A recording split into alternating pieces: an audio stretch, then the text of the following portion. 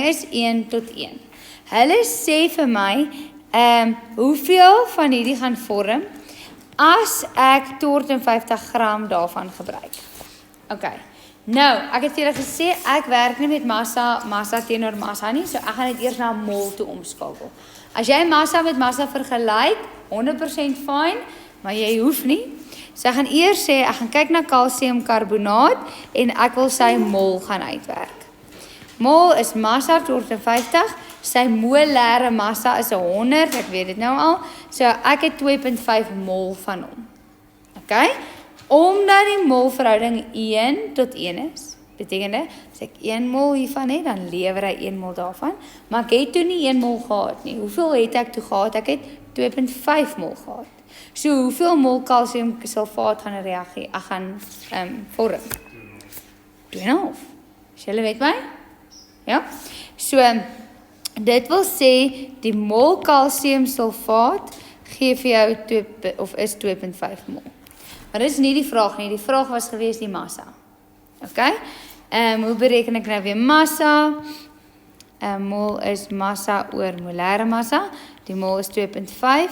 Wil die massa gaan uitwerk en die molêre massa ken ek toe nou nie uit my kop uit van dit nie. Oepsie.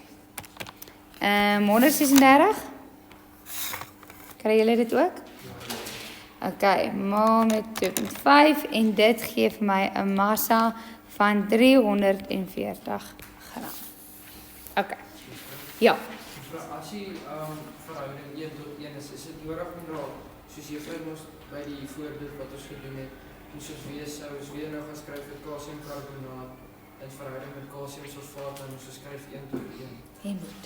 Is dit nodig om? Jy kry 'n punt daarvoor in die eksamen. So al is dit die verhouding net 1 tot 1. Ja, al is hy 1 tot 1. So in 'n toets-of-eksamen sal die feit dat jy weet jy daai twee connected met mekaar 'n punt tel.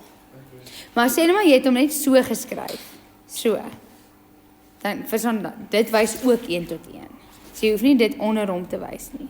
Want ons moet dit denkbeeldige 1 voor hom en voor hom. En moet ons met 'n pyltjie wys hoe Nee, jy kan 'n kolletjie ook maak van. Nog 'n vraag? Ja.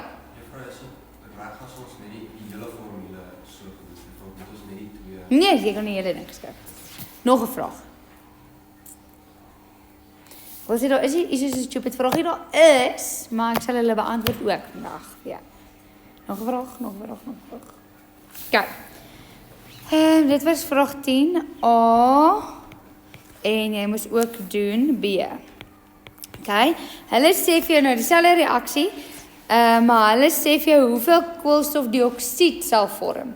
So nou vergelyk ek kalsiumkarbonaat met koolstofdioksied en as jy kyk in die gebalanseerde vergelyking is dit ook 1 tot 1. So baie maklike ratios vir jou vandag. Hulle sê vir jou, jy begin met 500 gram daarvan en hulle wil weet wat is die volume daarvan wat gaan vorm. Ok, so weer eens, ek kan nie massa met volume vergelyk nie, so ek gaan alles eers mol toevat. Ok, so ek gaan eers sê reg, mol is massa oor molêre massa, 500 gedeel deur 100 geef my 5 mol. So ek het 5 mol kalsiumkarbonaat. Die molverhouding is 1 tot 1, so dit sê vir my dat die mol koolstofdioksied is ook 5 mol. Yes? Ok, nou vra hulle vir my vir die volume en hulle sê vir my jy's by STD, dit staan vir standaard temperatuur en druk, en as jy dit lees, dan is jy happy, want dit beteken jy mag gebruik 22.4. Ok, so nou gaan ek na koolstofdioksied toe, ek wil die volume gaan uitwerk, so mol is volume oor volume by STD, dit is 5, maal met 22.4, en dit gee vir jou 'n volume van 112 kubieke desimeter. Ok, kom ek sien gou, wie het hierdie reg? Mooi. Die wat nie reg het nie. Weet julle waar is julle foute? Ja? Ja?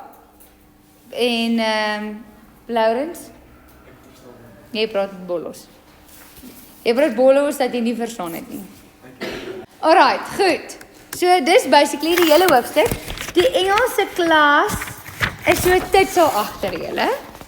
Okay, ons is nie die einde van die wêreld nie, want ek sien hulle môre en ek sien julle nie môre nie. Dan graad is ons klaar. Nee, ons is nie klaar nie. Nee, ons is nie klaar nie. Ons is nog 1 bladsy oor. Nee? Ja, okay. Alright. Persentasie opbrengs. Okay. Graad 10. Hierdie het jy al gedoen vanaf die dag wat jy jou eerste eksamen geskryf het in graad 4. Het jy al hierdie gedoen sonder dat jy 2 keer raar dink. Jy skryf 'n toets, die toets wat jy skryf tel uit 35 uit. Jy het gekry vir die toets in graad 4, kom ons wees dood eerlik, 30? Maar nog meer? Dalk hy hulle 30, dalk 34, hoe dan nou. Maar kom ons sê ons hoop op 30, het jy gekry in graad 4 uit 35 vir die toets. Hoe bereken jy wat jou persentasie? 30 gedeel met 35, maal met 100. En dit is presies jou persentasie opbrengs. Dit gee vir jou 85,71%.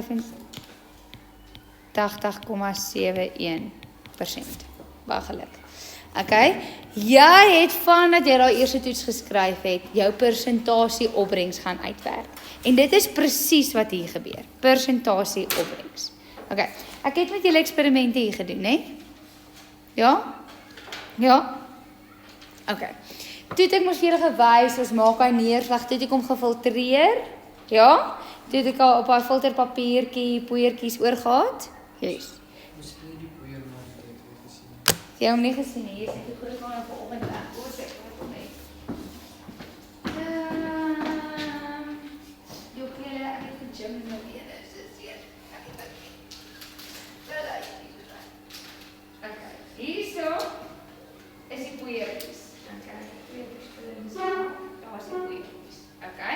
Obviously het ek nou hier aangevat, ek het nou 'n bietjie gebruik. Maar ek as wetenskaplike is nou geïnteresseerd in die poeier, dus ek wil net weet hoeveel poeier het ek gemaak. So wat ek sal doen is al dit op in 'n droë kas het, so groot lab, ek ergens aan die kant of aan die agterkant, so 'n groot glaskaste wat kan toemaak en jy kan met 'n handskoene daardeur werk. Nee, nou jy kan nou hele kas warm maak as ek 'n pype uitbuiten toe en dan kan ek nou hierdie as hy nou nat was daar binne sit en as hy nou droog word, dan kan ek nou die droë poeier uitskep. Okay, of ek kan 'n paar dae wag, so ek doen dit.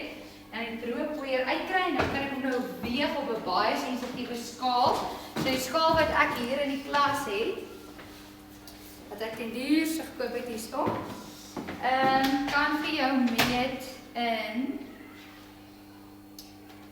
ek dink ek kan meet in milligramme. Ja. Hy weet kom ons in milligramme. So dan kan ek hierdie poeiertjie nou uitskep en dan hierin gaan weeg en hierdie gee vir my 1.5 gram. So jy gaan seker 0.5 gram wees. Die poeiertjies. Okay. So wat ek julle wil hoor by julle is, toe ek nou dat ek iets vra oor 'n skaal. Kan daar 'n fout gaan wanneer ek nou die poeiertjies weeg? Soos weeg. 'n miljoen foute. Toe ek hierdie gefiltreer het, kon ek dalk 'n bietjie oorgeloop het en van die poeiertjies kon afgeloop het verby die filter. Van die poeiertjies kon vassit in die filter want dit is dalk hierdie klein genoeg om daar te sit. Toe ek dit afgeskraap het en gaan sit het om hier te weeg, toe kon ek dalk nie alles afgeskraap het. Of party sit nog vas aan my lepel of tussen my naels of. So wanneer ek my persentasie opbrengs, hoeveel produkte het ek nou gekry gaan bepaal, is daar baie human error wat kan gebeur.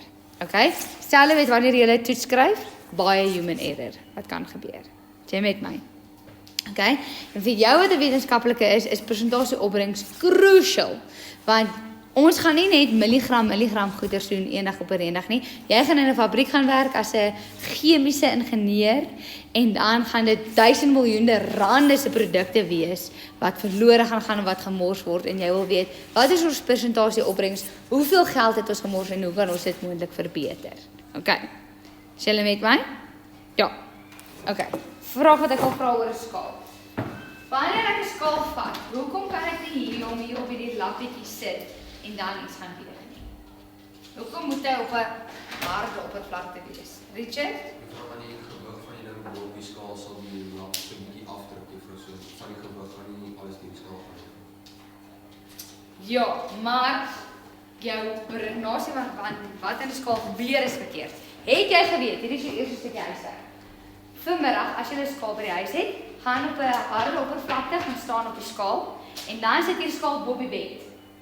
Op die matras. En dan gaan jy weer op die skaal. Dan gaan jy sien jy weeg binne. Okay, hoekom en wat weeg 'n skaal? Skaal weeg nie eintlik net hoeveel op hom druk nie. 'n Skaal gee vir die lesing van hoeveel hy terugdruk op jou. Dis wat 'n skaal weeg. So skaal weeg nie met hoeveel jy afdruk nie. Skaal weeg hoeveel hy terugdruk op jou. En as jy op 'n matras is, dan druk hy nie so hard terug op jou nie. So dan weeg jy nie. En dit is belangrik vir die volgende hoofstuk in jou lewe. Okay. Terug by persentasieopbrengs. As gevolg van menslike foute, onsuiverhede ensovoorts, is die opbrengs in 'n chemiese reaksie nie altyd 100% nie. Daar kan klomp goeters fout gaan. Bereken die persentasieopbrengs. Hoe doen jy dit? Bepaal eers die teoretiese opbrengs. Wat die hel is die teoretiese opbrengs? Dit is die totale in die toets. En hakkies nou.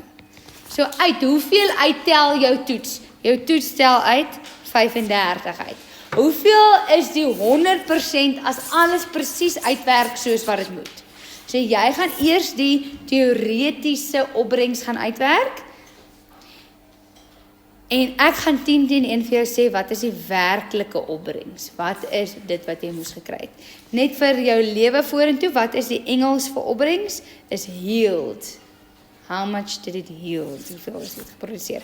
Nou sê ek vir jou tipwerk vorentoe. Hierdie tip gaan eintlik eers in graad 11 sin maak as jy ergens moet agtertoe werk. Okay, goed. Hierdie formule is nie op jou datavel nie, maar jy moet hom neerskryf. Okay, so hy is nie op jou datavel nie, maar jy moet hom neerskryf. Jy hoef hom nie presies so te gaan neerskryf nie. Jy kan sê persentasie opbrengs is byvoorbeeld werklike massa oor teoretiese massa of werklike M oor teoretiese M byvoorbeeld, maal met 100. Okay. Kom ons kyk na 'n voorbeeld. Hulle sê daar: bereken die persentasie opbrengs indien 136 gram stoom geproduseer word vanaf 20 gram waterstofgas en 'n oormaat suurstof. OK. Juffrou, daar's nie 'n formule nie. Jy moet hom gaan neerskryf. Jy is graad 10 wetenskap. Baie welkom hierso. So ons begin met 'n gebalanseerde vergelyking. OK? Hulle sê vir jou waterstof reageer met suurstof. En dan wat produseer hulle, sê dit, Wim? Stoom. Stoom moet jy nou weet is water, damp, gas. Volgende Wouko, is hierdie vergelyking gebalanseerd? Nee. Wat kort? Juffrou, ons gaan 'n 2 voor die produk moet sit. En? En dan 'n 2 vir waterstof. En dan 'n 2 vir waterstof. Nou het ek my mol verhouding. OK. Nou, hier gaan ek nou weer my tabelletjie gebruik. Hoekom gaan ek dit doen? Ek wil 'n bietjie sien wat gaan aan. Ek wil die volle prentjie kry. Jy hoef nie. OK? Jy gaan sien ek gaan nie alles invul nie. OK, so my mol verhouding is 2:1 gee vir my 2 en ek gaan hierdie 'n ander kleur gaan highlight. Hoekom? Om myself te herinner, dis net my resep. Ek het nie soveel nie, dis net my resepie vir wat dan. OK? Ek het gister julle vertel van die RICE tabel, nê? Nee. OK. So die RICE tabel. Waarvoor staan alles nou weer? R staan vir ratio, I staan vir initial, C staan vir change, delta, en E staan vir end. OK, so ratio of resepie. I initial staan vir begin. C change is hoeveel gebruik ek, hoeveel kry ek, produseer ek. En E staan vir end, hoeveel bly oor aan die einde. Paar goed kan ek nou dadelik gaan invul. Ek weet van my produkte, initially, aan die begin, het ek altyd 0 van dit, want ek het nog nie begin met my resepie nie. OK? Dan sê hulle vir my hierso, bereken die persentasie opbrengs indien soveel stoom geproduseer word vanaf 20 gram en oormaat suurstof. So wat sê dit vir my? Ek het meer as genoeg suurstof. Sê nie vir my hoeveel nie. Hulle vra nie vir my later iets oor suurstof nie. So ek gaan definitief nie my tyd mors en iets daar by suurstof gaan invul nie. Jy kan dit ooplos, jy kan dit doodkrap, jy kan dit heeltemal ignoreer, maak nie saak nie. Okay. In hierdie tabel mag ek slegs mol gebruik. Okay? So ek moet al daai massas na mol toe verander, maar watter massas moet ek verander? Wat was die vraag nou weer gewees? Die vraag was bereken die persentasie opbrengs. Hoe lyk daai formule nou weer? Persentasie opbrengs is jou werklike massa oor jou teoretiese massa maal met 100.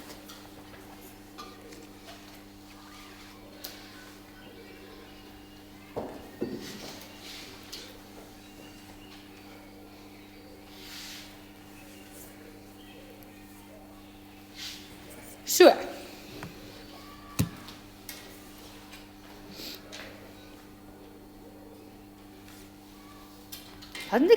Dis die vraag. Reg? Dis die vraag. Wat het ek? Ek het 100. En wat nog? Toanai. Wat het ek? Wat se inligting gee hulle vir my nog?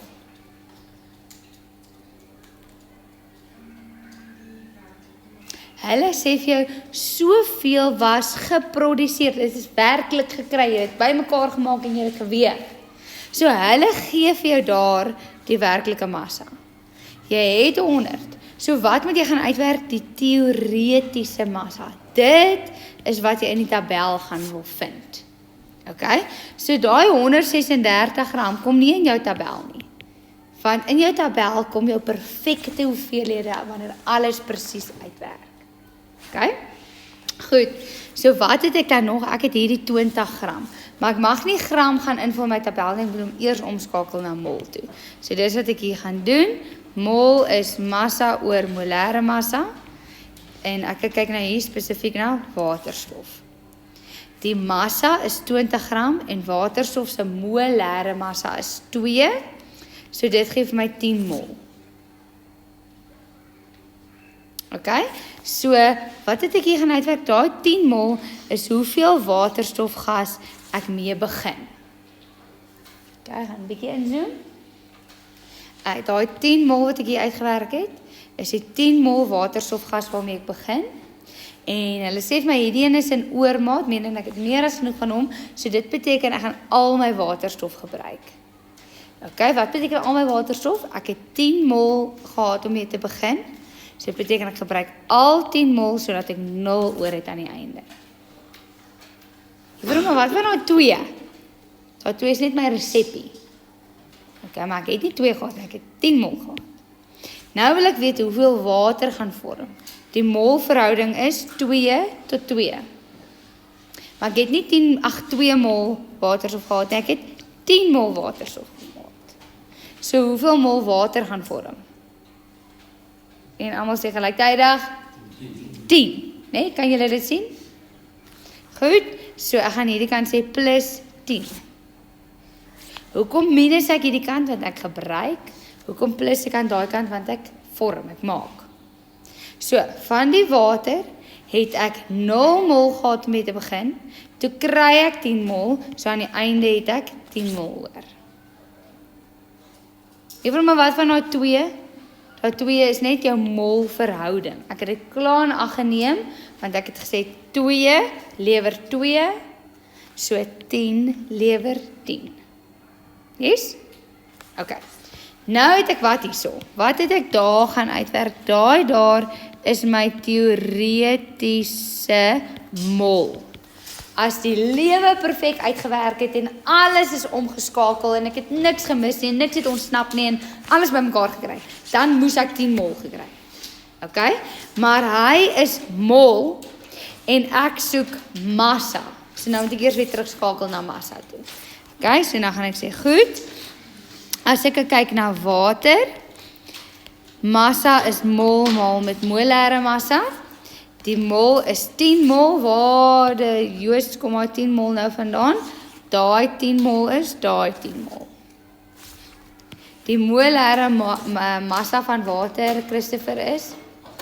So, sonder 'n sakrekenaar, wat is 10 maal met 18? 180 gram. So wat is hierdie 180 gram nou weer?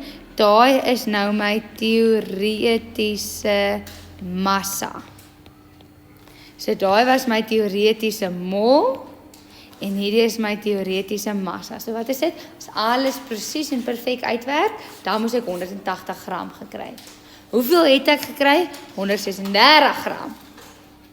So, as ek nou my persentasie opbrengs wil gaan uitwerk, gaan ek sê 136 gram oor 180 gram maal met 100 en Mieke, wat kry jy? Oei, hier is ek verkeerd. 75,5 6. Nee, as jy afrond? 5-6%. En in wetenskap is hierdie 'n huge opbrengs. Okay, gewoonlik is die opbrengs soos 30%. Daar is so baie menslike foute wat ingaan. Alright.